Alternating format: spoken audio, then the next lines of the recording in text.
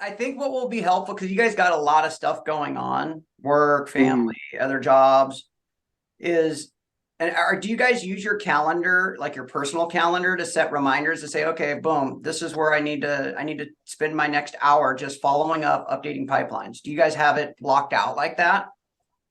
I have it more like a schedule. It's Okay. like eight to 11 is my dials, and then sometimes it runs a bit shorter than 10:30 if people aren't picking up. And that time Yeah. till 12 is when I'm working on fixing my pipelines or catching up with the old pipelines.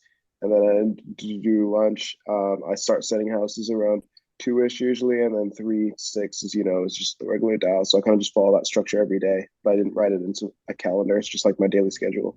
Okay. Yeah. If it's a habitual, then you're good. But if it's not Hmm. habitual yet, a thing that helped me when I was, working at a super high level is adding it into the calendar.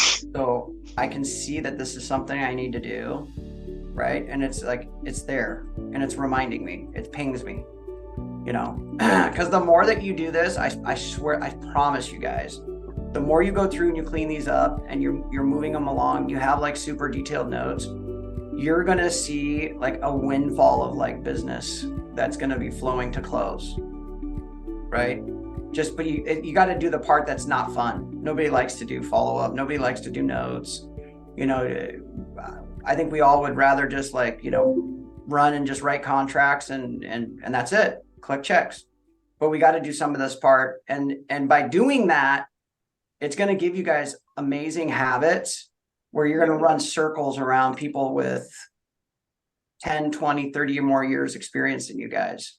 You guys are already running circles around a lot of these other agents that are out there, you Well, know? because I think you have to think about it like this. It's like I think both of you guys want to be doing like 10 to 20 million sales volume, right? It sounds like a big number, but we know that that's our goals. To do that, you're going to need to have 3 to 4 contracts in escrow consistently enough, right? Sounds crazy right now, but you're going to be there soon. Oh yeah, no, And this, then when that happens, like you both have your first transactions closed, right? Well, John, yours closed a couple days ago. I signed Everyone. the closing papers, but it's technically not closed till Monday. Okay, well you're almost there.